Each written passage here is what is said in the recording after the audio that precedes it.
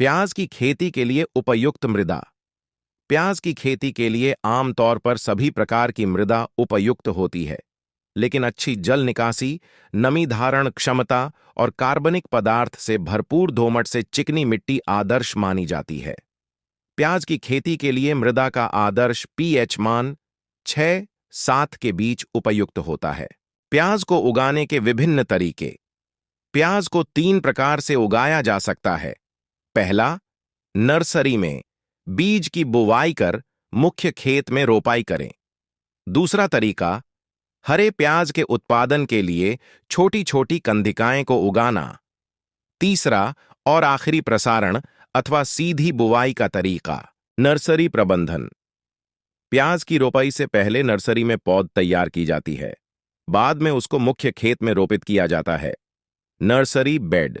Nursery bed तैयार करने के लिए ध्यान रखें कि 1 एकड़ क्षेत्र के लिए 200 वर्ग मीटर नर्सरी बेड की आवश्यकता होती है। इसकी आखिरी जुताई के दौरान 200 किलोग्राम गोबर की खाद को 2 लीटर ट्राइकोडर्मा हर्जेनियम के साथ मिलाकर प्रयोग करें। इसका प्रयोग करने से पौधों में डैम्पिंग ऑफ, जड़ सड़न, कॉलर सड़न और अन्य मृदा जनित रोग को नियंत्रण करने में सहायता मिलती है। बुवाई। बुवाई प्रक्रिया के लिए सबसे पहले बीजों की बुवाई कतार में करें। बीजों को 5-7.5 सेमी की दूरी और 1 सेमी की गहराई पर नर्सरी में लगाएं। इसके बाद मृदा चूर्णित गोबर की खाद और वर्मी कंपोस्ट खाद से पूरी तरह बीजों को ढक दें। अब हल्की सिंचाई करें। सिंचाई के लिए स्प्रिंकल या ड्रिप प्रणाली अपना सकते हैं। आवश्यक नमी और तापमान बनाए रखने के लिए नर्सरी बेड को धान और गन्ने के पुआल से ढक दें।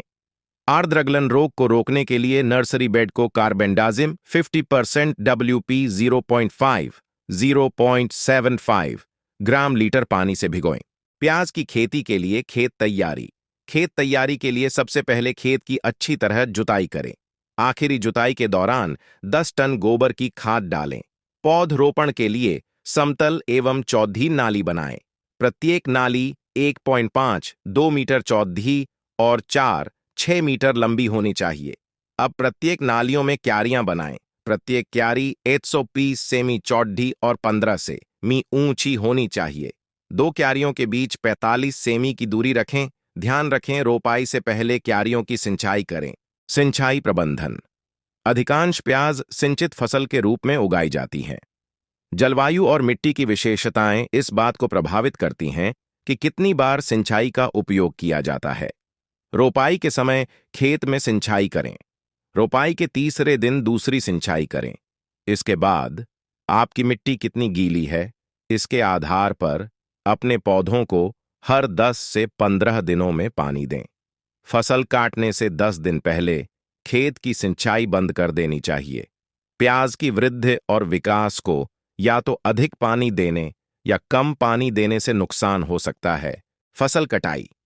फसल की कटाई का समय इस बात पर निर्भर करता है कि फसल को किस उद्देश्य से उगाया गया है।